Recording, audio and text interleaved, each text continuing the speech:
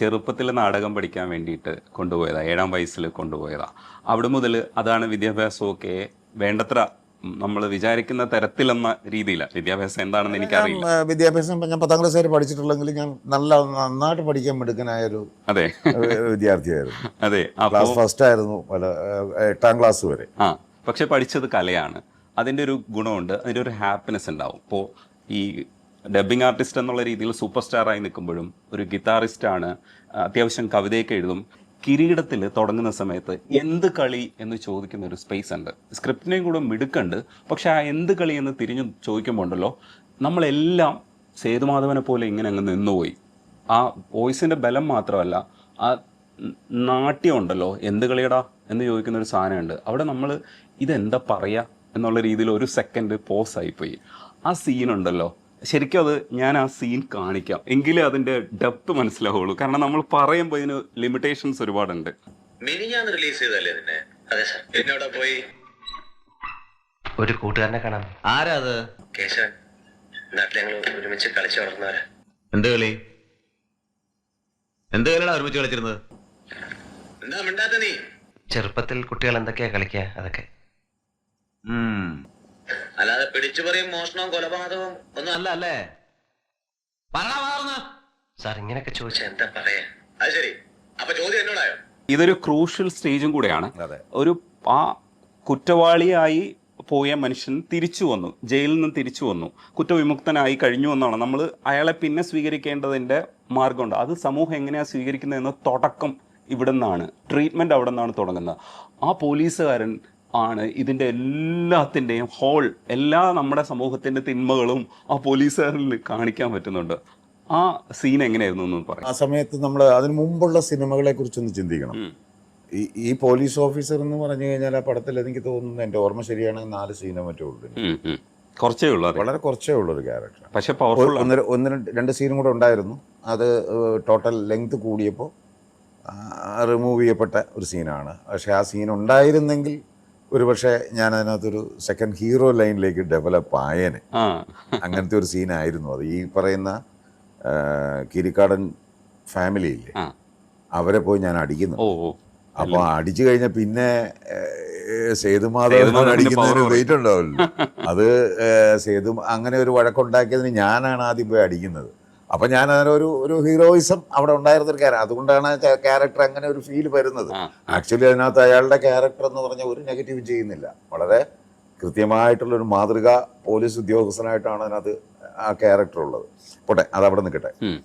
ആ ക്യാരക്ടറിൻ്റെ സമീപനം എന്ന് വെച്ചാൽ നമ്മൾ അതിന് മുമ്പുള്ള ഈ ചെങ്കോല്, ആ സിനിമകൾക്ക് മുമ്പുള്ള ഈ പ്രധാന വേഷങ്ങളല്ലാത്ത പോലീസ് ക്യാരക്ടേഴ്സ്, ഞാൻ ഈ പറഞ്ഞ 3-4 സീനൊക്കെ ഉള്ള പോലീസ് ക്യാരക്ടേഴ്സ് എന്ന് പറഞ്ഞാൽ അവരുടെയൊക്കെ പോലീസ് ഓഫീസിൻ്റെ സീനുകൾ നമ്മളന്ന് ഫ്ലാഷ് ബാക്ക് പോകണം. അത് മിക്കവാറും അതിനകത്ത് അതേപോലത്തെ ഒരു സെറ്റപ്പാണ് ഇവിടെയും.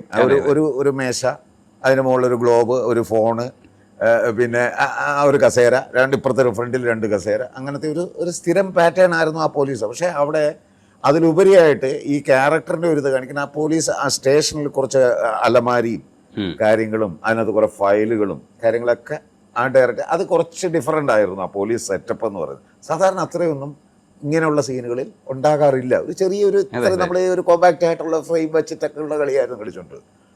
അപ്പോൾ വേണുചേട്ടനാണ് ക്യാമറ, അറിയാമല്ലോ. വേണുചേട്ടനുമായിട്ട് എനിക്ക് വളരെ ചെറുപ്പം മുതലേ ഒരു കണക്ഷൻ ഉണ്ട്. അച്ഛനുമായിട്ടുള്ള ഇതിൻ്റെ പുറത്ത് എനിക്ക് ബന്ധമുള്ള എനിക്കിഷ്ടമുള്ള അങ്ങനത്തെ ഒരു സ്വാതന്ത്ര്യമുള്ള ഒരു വ്യക്തിയാണ് ക്യാമറമാൻ വേണു. എനിക്ക് സിബി മലയിലുമായിട്ടന്ന് അത്രയും പരിചയമില്ല, ഞാനതിന് മുമ്പ് പരിചയപ്പെട്ടു. പക്ഷേ വേണുചേട്ടനുമായിട്ട് എനിക്ക് നല്ല കമ്പനിയാണ്. അപ്പോൾ എന്നെ വിളിച്ചത്, ഞാൻ ആ സമയത്ത് ഓ ഫാബി എന്ന് പറയുന്ന ആ പടത്തിലെ അതിലെ കാർട്ടൂൺ ക്യാരക്ടറുണ്ട്, ഫാബി. Good morning. സാൻഡിക്ക് മാത്രമേ എന്നെ കാണാൻ പറ്റൂ. അതിന് ഞാൻ ഡബ് ചെയ്തുകൊണ്ടിരിക്കുകയാണ്. ചെന്നൈയിലായിരുന്നു. അപ്പോൾ അതിലൊരു സാറ്റർഡേ സൺഡേ മാത്രമേ ഈ ലൊക്കേഷൻ അവൈലബിൾ ആയിട്ടുള്ളൂ, ഈ പോലീസ് സ്റ്റേഷൻ ഉള്ളൂ. അപ്പോൾ എന്നെ ഷൺമുഖണ്ണനാണെന്ന് തോന്നുന്നു വിളിക്കുന്നത്, മദ്രാസിലേക്കാണ് വിളിക്കുന്നത്. ആ ഹോട്ടലിൽ വിളിച്ച് ഞാൻ അവർ സംസാരിച്ച് അപ്പോൾ എന്നോട് പറഞ്ഞ് നാളെ തിരികെ വരണം. അതുകൊണ്ട് ഒരു വ്യാഴാഴ്ച മറ്റോ ആണ് വിളിക്കുന്നത്. ശനിയും ഞായറും ഷൂട്ടിങ്ങാണ്, വരണമെന്ന്. എനിക്ക് വരാൻ പറ്റില്ല, ഇവിടെ ഡബ്ബിങ് നടന്നുകൊണ്ടിരിക്കുകയാണ്. അങ്ങനെ എനിക്ക് വേണ്ടി ഒരാഴ്ച വെയിറ്റ് ചെയ്തിട്ടാണ് അടുത്ത ശനി ഞായർ പിന്നെ ആ സീൻ എടുക്കാൻ പറ്റുള്ളൂ. അങ്ങനെയാണ് അത് ഞാൻ ചെല്ലുന്നത്.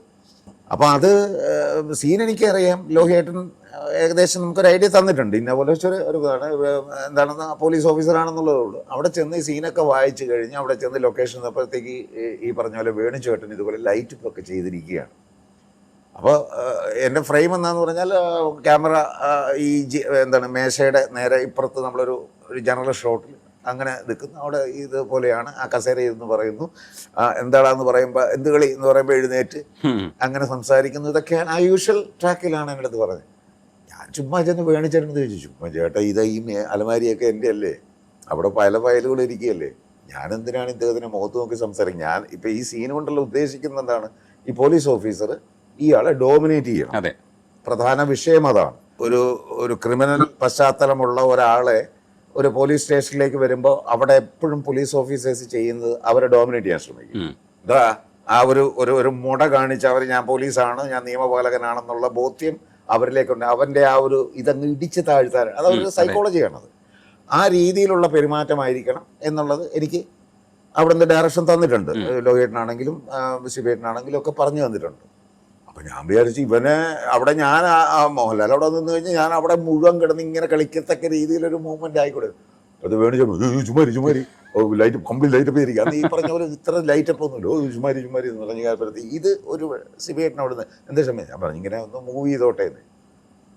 അങ്ങനെയാണൊന്ന് കാണിക്കാൻ പറഞ്ഞു. അങ്ങനെ ഞാനതൊന്ന് അസിസ്റ്റന്റ് ഡയറക്ടർ ആരാണ്ട് നിർത്തി ഞാനത് ചെയ്ത് കാണിച്ചു. അപ്പോൾ പുള്ളി പറഞ്ഞു അങ്ങനെ ആക്കാന്ന് പറഞ്ഞാണ് ആ സീൻ കംപ്ലീറ്റ് നോക്കുക. ഫ്രെയിമേ മാറി, ഷോട്ടുകളെ മാറി, അത് കംപ്ലീറ്റ് മൂവ്മെന്റ് ആയി.